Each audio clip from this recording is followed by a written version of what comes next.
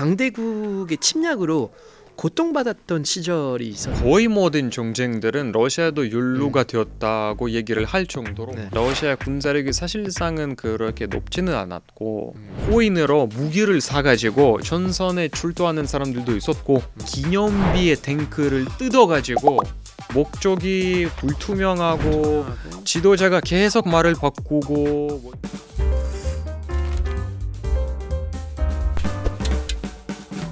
오늘날 러시아는 세계 7대 강대국 중 하나로 꼽히며 미국에 버금가는 군사력을 가진 나라인데, 그런데 러시아도 예전에 한국처럼 강대국의 침략으로 고통받았던 시절이 있었다고 하죠.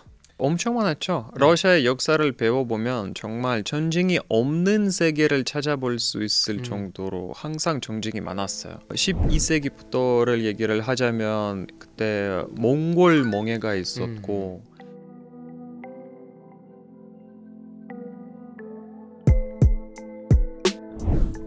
후에는 뭐 오스만 제국이니 뭐 유럽이랑 또 많은 전쟁이 있었고 프랑스 나폴레온도 전쟁이 있었고 뭐 1차 세계대전, 2차 세계대전 거의 항상 이제 그래 왔고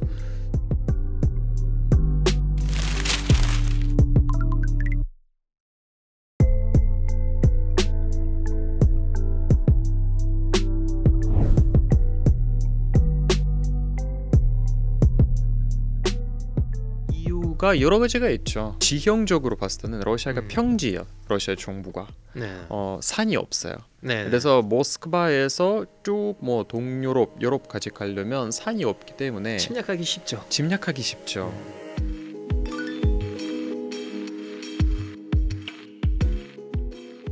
그렇기 때문에 이제 완충지를 두고 이제 영토도 확장했다는 얘기도 있더라고요. 뭐 우리 시청자 중에서도 모스크바에 가보신 분들이 있겠지만 아실지만 모스크바의 중심에 크렘린이라는 도시가 있어요. 근데 이거 크렘린이라는 게 모스크바라서 유명한 거지 사실상은 그쪽에 있는 모든 러시아 도시에서는 크렘린이 있어요.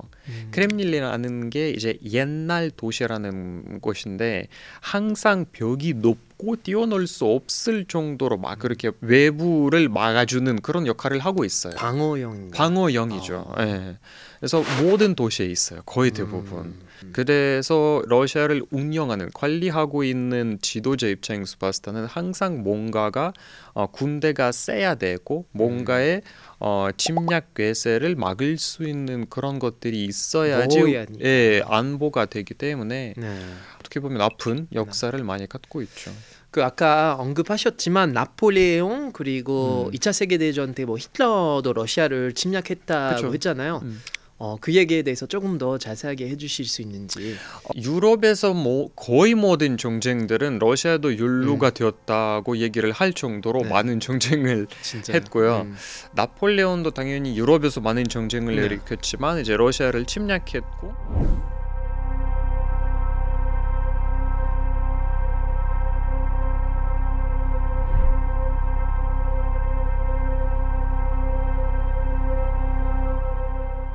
근데 나폴레온이 졸수한 거에 대해서 되게 재미있는 소리 있는데 바로 러시아의 겨울 때문에 졸수했다고. 너무 추웠어.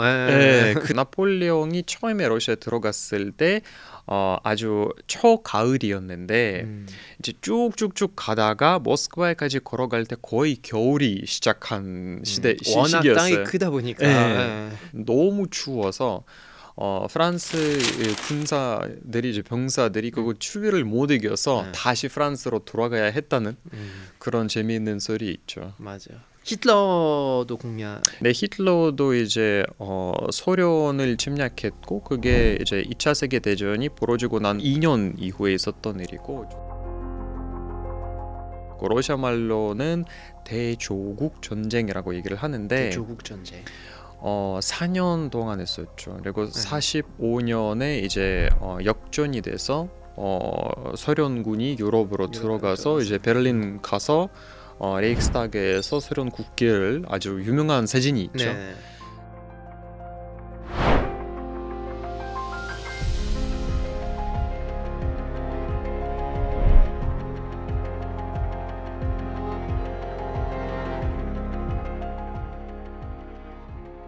전쟁 후에 남녀 성비가 안 맞다는 얘기까지 있는데 그게 무슨 얘기죠?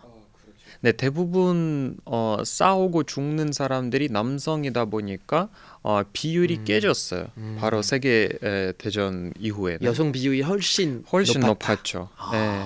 그래서 50년대 소련의 역사를 보면 거의 대부분 뭐 공장에서 일하는 사람들, 뭐 무슨 평지에서 일하는 사람들, 개척하는 사람들, 뭐 건설장에서 일하고 있는 사람들은 여성 비율이 50% 넘었다는 통계가 있어요. 남성들이 부족해서. 근데 5%에서 15% 사이에 그 당시에 남성들이 죽었다는 그런 숫자가 있었기 때문에 당연히 그게 이제 아픈 추억으로 남기도 하고 또 사실상은 이후에 몇십 년 후에도 계속 영향을 끼치고 있었고 소련의 60년대 70년대에 있어서는 계속 성비가 깨진 그런 비율들이 아직까지도 영향을 끼쳤다는 증거가 있어요. 그만큼 희생자가 많았던 거네요. 그렇죠. 네. 이제 침략을 많이 당하다 보니까 그만큼의 트라우마가 되게 심했을 것 같아요. 이것도 뭐 인류학자들이 항상 강조하는 부분이긴 한데 러시아 국민성에 대해서 얘기를 할 때 국민성 트라우마, 그러니까 국민성 역사의 정체성이라는 게 있는데 그게 워낙 전쟁이 잦았고 전쟁으로 인한 그런 피해라든가 아니면 몽골 몽해처럼 아예 식민지가 돼버려서 그렇게 사는 그런 기간들이 워낙 너무 많았기 때문에 아직도 그래요? 개인적인 생각이지만 아직도 그래요. 왜냐하면 우리가 사실은 러시아 생각하면 공격하는 국가로 이제 인식이 그렇죠. 각인되어 있는데 침략받은 국가로는 사실은 그런 생각을 잘 안 하는 것 같아요. 심리학적인 입장에서 생각해 보시면 공격을 제일 많이 하는 사람이 제일 많이 당한 사람이 보복인가요? 보복이라기보다는 심리학적인 대안이라고 얘기를 해야 되나. 그러니까 너무 많이 당했기 때문에 나도 이제 더 이상 당하지 않게끔 공격해야지라는 심리예요. 근데 한국은 침략을 많이 받았는데 공격을 안 하잖아요. 한국은 그래도 국력이 그거는 바로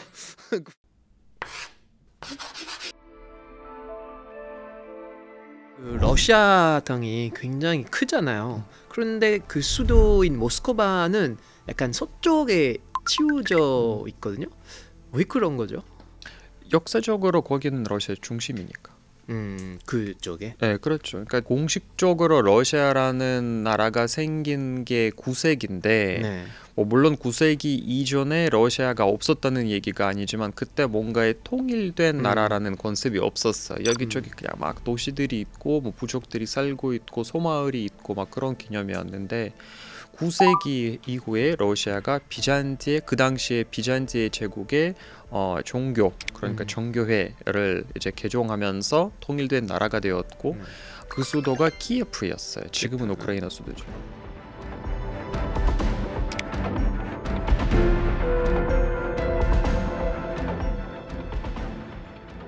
푸틴도 포함해서 기성세대는 우크라이나를 주권 국가로 보진 않아요. 같은 러시아지. 그러니까 우리나라. 그러니까 러시아 뉴스를 보면 우크라이나를 우리나라라는 표현을 써요. 그래서 키예프 루시라는 나라가 생겼고 그래서 조금씩 커지다가 나중에 여러 공국들이 생기기 시작했고 그 중에서는 그나마 우리가 알만하고 제일 유명한 게 모스크바 공국이에요. 그래서 권력이 키예프에서 모스크바로 넘어갔고 그래서 모스크바 주변에 있는 땅들은 모스크바의 산하에 권력을 이제 받들면서 모스크바의 중심으로 이제 뭉치기 시작하는 그런 현상이 나타났기 때문에 몽골 몽해 기간까지만 해도 어느 정도에 흩어져 있다가 몽골 몽해가 물러나가면서 14세기 이후에는 아예 러시아라는 그런 나라가 생긴 거죠.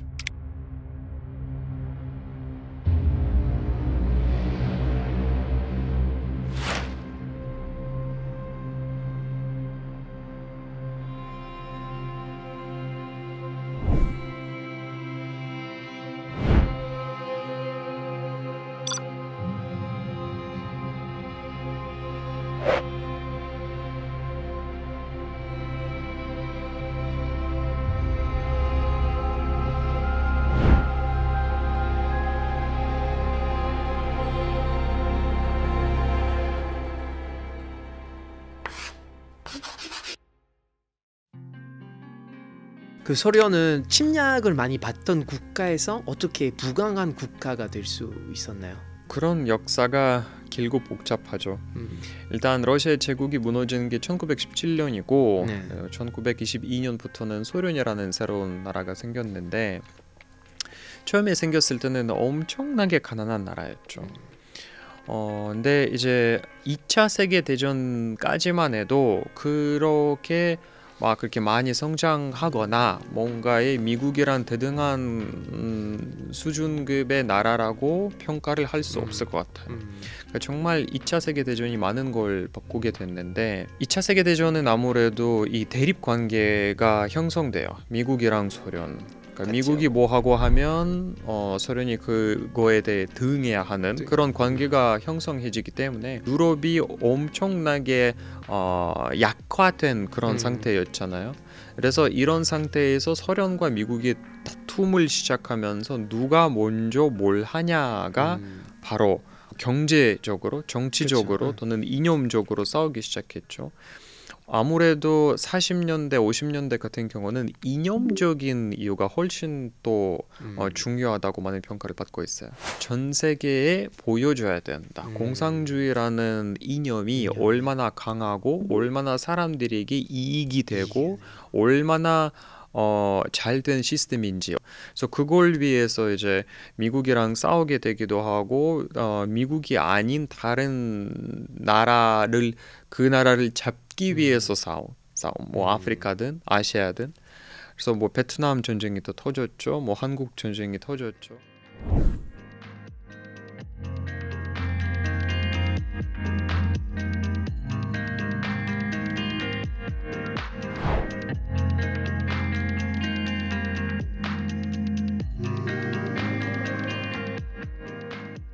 경제, 과학, R&D, 이념 뭐 이런 것에 상당히 많은 투자를 하면서 부강하게 되는 거죠.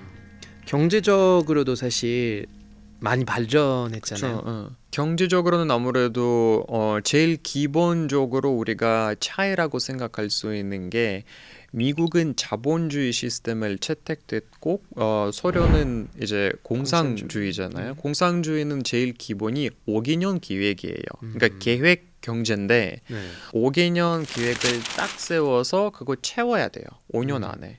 그건 어떤 희생이든 어떤 가치든 간에 무조건 이제 도달해야 하는 시스템이기 때문에 결과가 나올 수밖에 없는 시스템이에요. 그러니까 어떻게든 어차피 어떻게든 결과를 달성해야 되니까. 달성해야 되기 때문에 그 안 하면 어떻게 되는데요?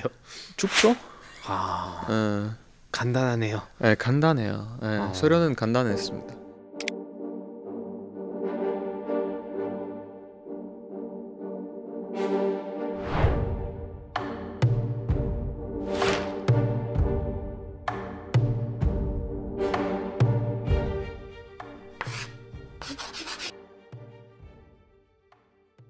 근데 지금은 러시아와 우크라이나 전쟁 중인데 이 두 나라의 사이가 어떻게 이렇게 된 건가요?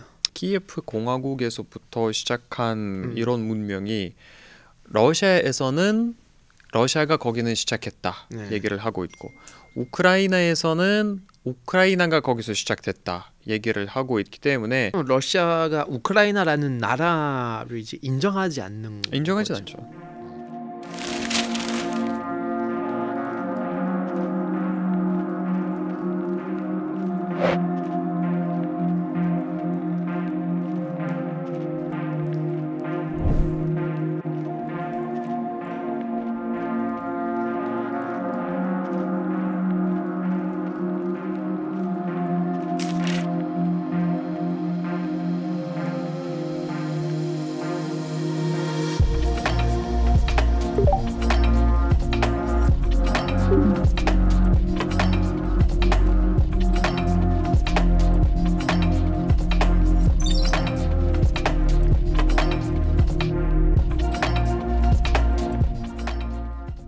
그 러시아가 군사 강국이니까 일찍 승리를 해서 이제 전쟁 끝날 줄 알았는데 그 생각보다 지금 길어지고 있어요?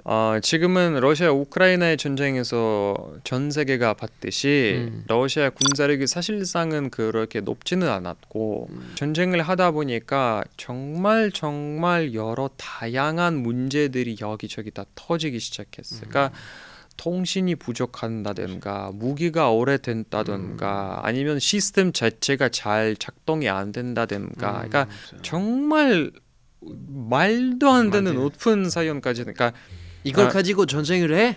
그런 것도 있었고 작년에 러시아에서 진집년이 내렸잖아요.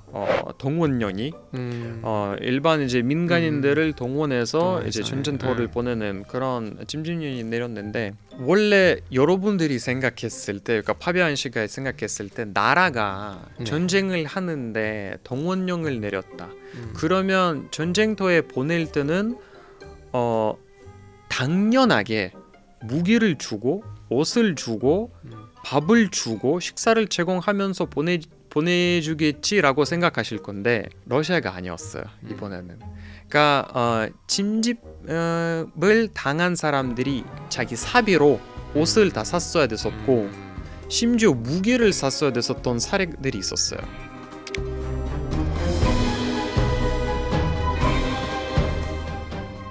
실제로 어딘가에 다크넷 가서 코인으로 무기를 사가지고 전선에 출두하는 사람들도 있었고 또 이제 거의 2년 동안 전쟁이 있는데 원래 러시아가 거의 전 세계 미국보다 탱크를 엄청 많이 갖고 있는 나라인데 우크라이나가 거의 모든 탱크를 파괴됐어요. 지금 러시아에서 탱크가 뭐 500개인가 밖에 안 남았어. 500대? 뭐 400대? 그 정도밖에 안 남았는데 그래서 어떤 일이 벌어졌냐면 지방 도시에서 전쟁 기념관에서 있었던 기념비의 탱크를 뜯어가지고 전선으로 보낸 것도 있었어요.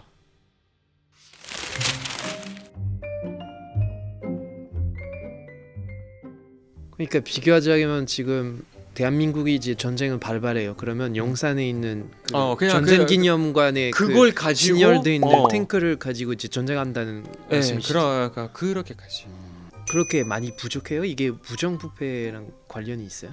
부정부패랑 관련이 있죠. 그러니까 원래 전쟁 이전에 그러니까 군대라는 조직 자체가 어떻게 불리하게 운영되었는지를 보여주는 것도 있고 부패, 뭐 비리라든가 이런 것들이 얼마나 심했는지 보여주기도 하고 문제가 정말 많이 되는 게 바로 군기거든요. 그러니까 군기가 잘 되어야 사람들이 왜 싸우는지 이유가 있어요. 그런 이유가 있어야. 네, 그러니까 뭔가 심리적으로는 우리가 옳고 우리 입장이 옳고 이 전쟁은 정의롭고 우리가 꼭 이겨야 한다는 그런 군기가 만약에 잘 박혀 있으면 상관이 없는데 러시아 쪽에서는 그게 되게 많이 부족하고 있어요.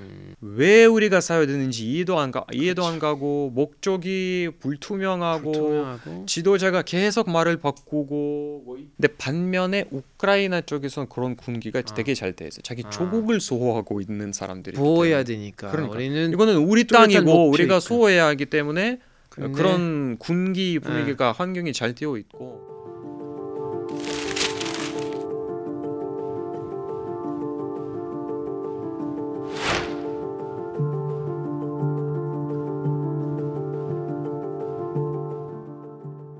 전쟁 중이라서 반러 전소가 지배적인 줄 알았는데 오히려 러시아 편드는 나라가 늘었다는 얘기가 있더라고요. 그러니까 전 개인적으로 그렇게 생각하진 않는데 대놓고 공개적으로 러시아를 찬성하는 나라들이 딱 2개 있어요. 그 벨라루시와 북한. 나머지 나라들은 그냥 침묵하는 거예요. 눈치를 보는 거고. 네, 반대 목소리를 안 내는 나라들도 있고. 그러니까 상황이 그때그때 다르긴 한데 또 얼마 전에 북한과 러시아가 다시 교역을 재시작했다라는 그런 보도가 있기도 하고 북한이 사실은 지금 러시아가 쓸 수 있는 그런 무기를 지원하고 있다라는 평가도 있죠. 그리고 또 2000년대 초반부터 러시아가 브릭스라는 국제 기구에 속했는데 올해는 이제 이 브릭스의 가입 국가를 좀 더 늘렸어요. 전 세계에서 전문가들이 그게 반미의 국제적인 기관이 등장하지 않을까라는 평가를 엄청 많이 했고.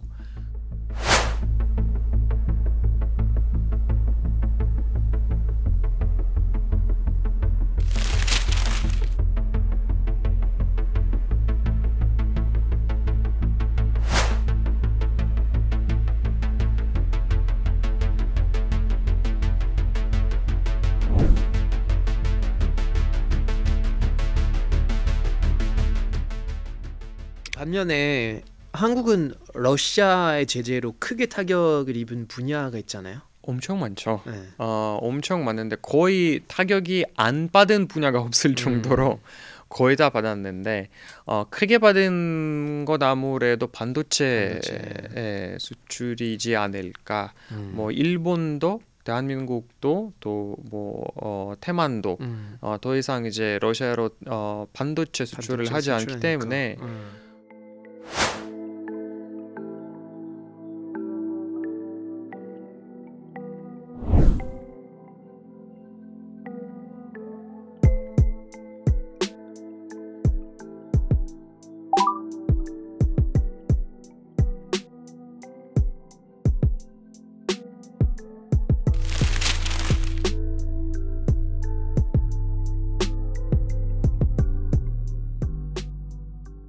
러시아에서 어떤 웃픈 사연이라고 얘기를 해야죠. 이제 그 제일 큰 은행이 있는데 홍보 마케팅 캠페인을 시작했냐면 원래 은행 가서 우리가 통장 만들 때 카드가 나오잖아요. 근데 카드 안에 항상 칩이 있는데 그 칩을 만들려면 원래 반도체가 항상 기본적으로 필요하잖아요. 근데 러시아에서 그게 워낙 너무 부족해서 그 은행에서 뭐냐고 하면 여러분 만약에 집에서 카드 3장 이상 있으면 그 나머지 카드를 다시 반납해 주세요. 그러면 뭐 포인트를 드릴게요. 뭐라든가 그러니까 최대한 많은 카드를 수집해서 반납해서 칩을 떼가지고 새로운 카드를 만들어야 하기 때문에 친환경이네요. 어떻게 보면 그렇죠. 예, 자, 그렇게 긍정적으로 파비안 씨처럼 보시면 그린 성장이라고 할 수 있죠.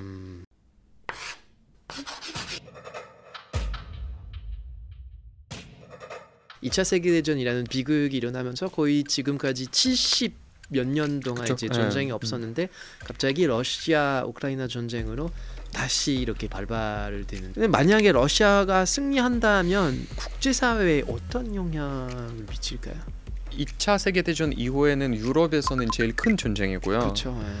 그리고 이렇게 가해자가 아무런 제재 그냥 넘어가게 되면 제2의 히틀러가 되지 않을까라는 개인적인 우려가 되긴 한데 일단 우리 세상은 이런 갈등이 잠재워 있는 그런 곳들이 되게 많아요. 뭐 중국과 대만도 있고 이스라엘과 팔레스타인도 있고 뭐 동남아도 있고 아프리카는 엄청 많고 그래서 이게 다 하나하나씩 지금 터지기 시작하면 끝이 없을 것 같고 제 3차 세계대전까지는 퍼질 수 있기 때문에 지금도 이제 이스라엘과 팔레스타인의 갈등이 다시 터졌잖아요.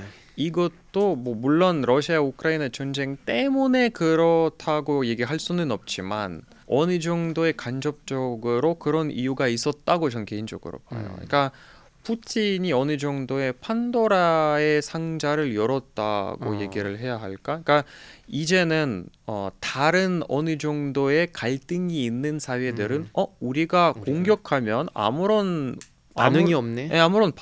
이래도 되네. 그럼 우리도 할래라는 그런 분위기가 형성해지는 것 같아요. C'est un sentiment partagé de honte et de deuil et de responsabilité qui pèse sur. Ich bin hier heute, damit nicht immer mehr Waffen in die Ukraine geliefert werden und das Sterben nicht immer noch verlängert und verschlimmert wird.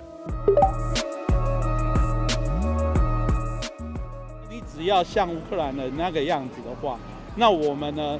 台湾，那中国根本就不敢对台湾动手，所以我们很希望就是说能把这样的一个正向的思考告诉他们。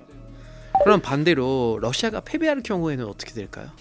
잘 될 거라고 저는 개인적으로. 그러니까 말은 좀 그렇지만 2차 세계 대전을 생각해 보면 아마 제가 어떤 말을 하는지 그 의미를 아실 거예요. 독일이 졌기 때문에 지금의 독일이 된 거예요. 만약에 독일이 지지 않았더라면, 이겼더라면 우리가 전혀 다른 세상에서 살았을 거고 지금의 독일이 뭔가 히틀러의 후손들이 통치를 하고 우리가 상상도 못하는 그런 분위기에 살았을 건데 졌기 때문에 우리가 80년 넘게 평화로운 시간을 보내줬잖아요. 그래서 저도 이제 러시아도 독일처럼 됐으면 좋겠어요. 나중에 좀 장기적으로 보면 뭐 20년, 30년, 뭐 50년 후에 러시아가 발전된 나라, 평화로운 나라, 민주주의 나라, 모든 사람들이 잘 되고 있는 나라, 그 주변 그 지금의 독일처럼 주변 국가의 완전한 평화로운 시스템을 갖춘 나라였으면 하는 바람이 있어서 그 만약에 러시아가 패할 경우에는 푸틴이 모르죠. 남을 수 있을까요? 남을 수도 있죠. 남을 수도 있어요. 그러니까 러시아가 패한다고 해서 무조건 푸틴이 물러나가는 건 아니에요. 그래요? 러시아 국민들에게 또 프로파간다가 알려줄 거기 때문에 뭐 우리가 패배하지 않겠지. 우리가 양보했지. 우리가 너무 선하니까 그렇게 나갈 수 있기 때문에 뭐 여러모로 여러 시나리오들이 가능합니다. 그 내년에 대선에 있어서 전쟁이 길어질 수 있다는 얘기도 있던데요. 그렇죠. 일단은 대선 이전에는 끝나진 않을 거예요. 전쟁이 내년에 아마 변수가 많을 거예요. 그렇죠. 그 미국 대선도 있고 뭐 러시아도 있죠. 그렇죠. 내년에 여기에 연루된 모든 나라의 대선이 있어요. 3월에 러시아 대선이 있고 우크라이나 대선이 있고 그리고 11월에 미국 대선이 있어요. 엄청 많은 것들이 달려있기 때문에 대선까지는 지켜봐야죠. 뭐 물론 러시아에서는 이미 승자가 누군지 다 알고 있지만 우크라이나랑 미국에 아직은 불투명하니까 지켜봐야죠. 네, 오늘 이게 웬 난리지에서는 러시아 전쟁을 많이 하는 이유와 그럼에도 경제가 버틸 수 있는 비결에 대해서 알아봤는데요. 러시아가 앞으로도 전쟁으로 이득을 볼 수 있을지 오늘의 난리지 한 줄 정리 부탁드리겠습니다. 지금도 러시아 우크라이나를 전쟁을 통해 과연 러시아가 많은 이득을 볼 수 있을지에 대한 답을 정부가 다시 한번 고민해봤으면 좋겠고 우리가 앞으로 어떤 러시아를 만들고 싶을지 또 이런 러시아를 만들기 위해서 우리가 어떤 수단과 방법을 사용해야 할지에 대한 고민을 우리 다 같이 해야 할 것 같지 않을까 개인적으로 생각합니다. 네, 좋습니다. 그동안 러시아에 대해서 몰랐던 부분을 많이 배워가는 느낌입니다. 하루빨리 평화가 다시 찾아왔으면 좋겠습니다. 다음 시간에도 또 알찬 난리지를 가지고 돌아오겠습니다. 감사합니다. 감사합니다.